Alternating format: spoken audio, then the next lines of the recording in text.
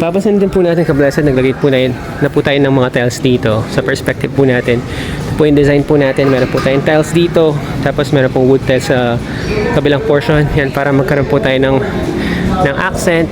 Yan, pati po dito, naglagay din po tayo ng tiles para magkaroon po ng accent yung mga apartment units po natin.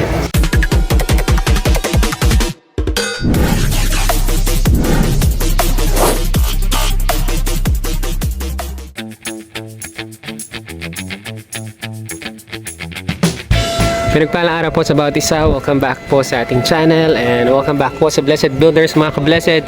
Nandito po tayo ngayon sa site po natin dito po sa Tarlac City. Yung pong project na ginagawa po natin dito. It's a 6th unit apartment. So tatlo po sa itaas, tatlo po sa ibaba. Ayan yung mga client po natin na owner ng project po na ito is nasa Italy po sila. Ayan, binabati po natin sila. Si Sir James at saka po si Ma'am Fe. Ayan, so from Italy, so plano po nila this will be a retirement business pag nakauwi na po sila dito sa Pilipinas. So mangyari po niyan, yan, paparent po nila ito. So 6 unit po ito. Ang kagandahan po dito, malapit po siya sa mga schools. Ayan, familiar po kayo sa Tarlac State University at yung mga other nearby school po. Ayan, malapit po siya dito, walking distance lang po. Ayan, paparent po nila ito para in case mag-retire po sila sa Pilipinas, at least meron pa rin po silang passive income. So i-check po natin kablasan yung progress dito po sa project po natin na ito. So nag-start na po tayong mag-tiles at mag-finish. Ayan po, sa itaas po tayo nag-start pababa. Ayan, so yung i-check po natin ngayon is yung sa itaas. Halos tapos na po yung tiles sa itaas. Yan, ngayon po nag-prepare na po sila para po sa ibaba. So ang mangyari po niyan, after po sa itaas, yan, after po matiles yan, doon pa lang po tayo bababa.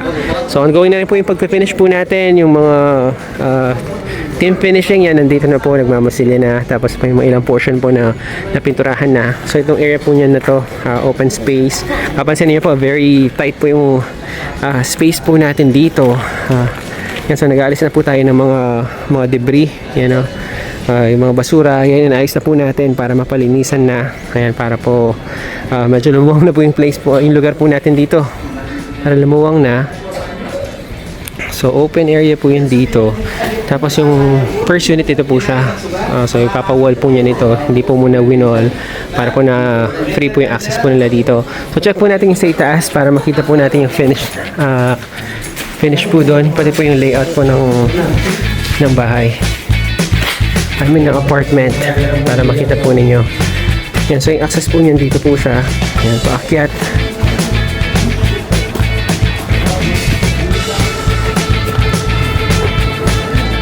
Yan, so paakyat po, tapos pag dating po dito sa may landing, yan, so ito na po yung pinaka hallway po niyan.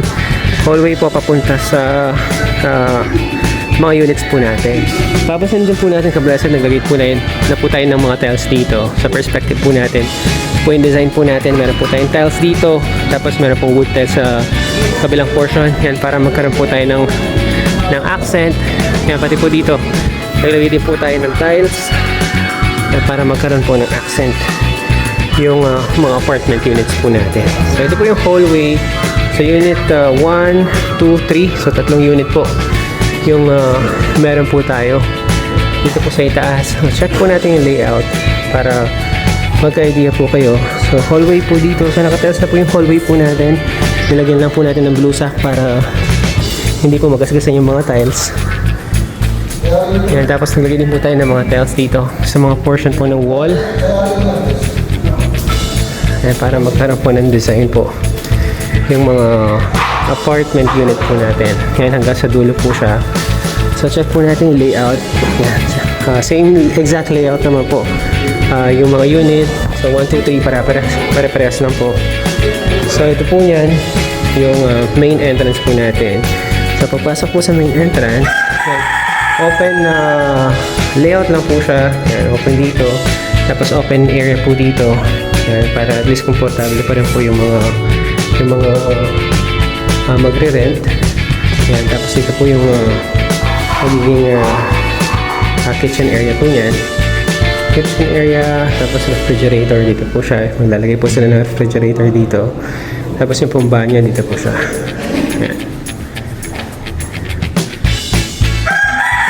Yung pong bathroom, kulay white po yung mga tiles po natin dito. Tapos gray naman po yung sa flooring po natin. Yung pong gandahan po ng mga ganitong tiles, hindi po siya madulas.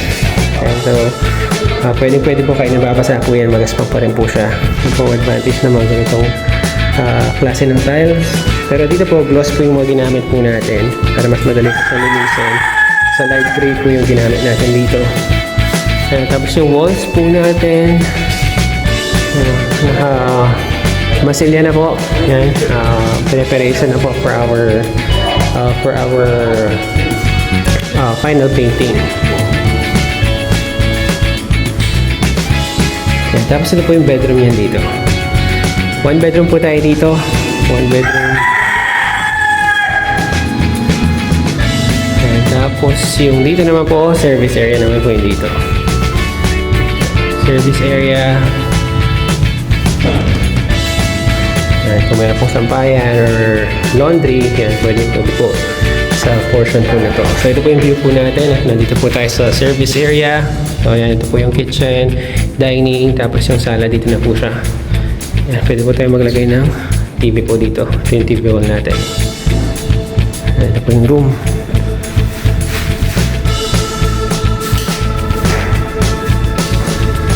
Yan, so tamang-tama po yung space na ito for small family or for example kung mag-bed space. Yan, pwede rin po.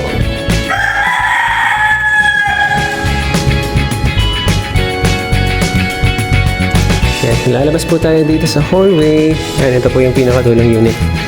Yan, ito po yung narinig nyo kanina. Yan, ilaga po silang manok.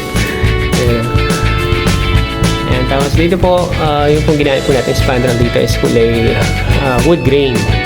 Yan, kulay parang wood po siya, pero metal po yung ginagamit po natin dito sa gilid. Yan, para kahit umulan, umaraw.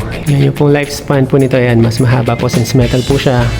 Yan, umulan, umaraw. Yan, pang matagal po yung ganito. Yan, tapos may makano pa rin po tayo dito since open po yung dito natin kapag umuulan. At least meron pa rin po tayong protection sa mga windows po natin at pati po sa mga doors. So ito po yung pinakadulong unit. Yan, same lang po yung mga ginamit po natin tiles. Yan, kulay light gray din po. Dito naman po,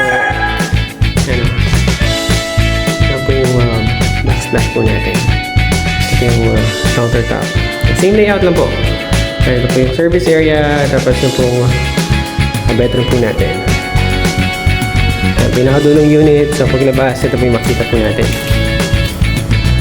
Naglagay din po tayo ng mga accent dito para magkaroon po ng design yung walls po ng mga apartment po natin dito sa itaas.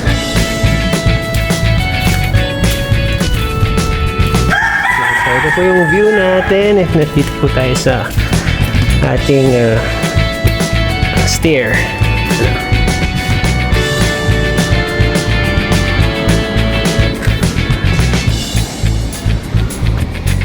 So ito po yung access niya pababa. Tapos yung dito po sa ibaba niya, open area po. Parking area po para po sa mga yan, motorsiklo. Since minakasize po natin space po natin para sa apartment, yan, hindi na po siya pwedeng parking for wheels. Yan, ano lang po talaga, pang motorsiklo lang po yung parking natin dito yan sa ibaba. Kabalasan ngayon naman po, ito po yung entrance po natin sa ibaba. Yan, hallway po siya papunta dito. Yan, so ito po yung hallway po natin. So ito po yung unang unit. Tapos yung pangalawang unit, andito po siya. Tapos yung pong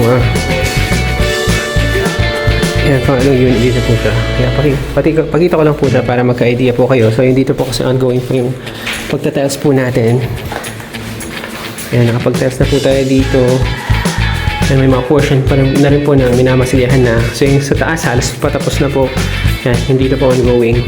Palit po yung mga tiles po natin dito. Yan, tiles po natin sa banyo. Yan, ongoing po siya. Yan, so same layout lang po siya. Room, tapos yung pong storage. Ito po siya. So same exact layout lang po siya sa ibaba at sa taas. So, So, yung access po natin yan sa labas.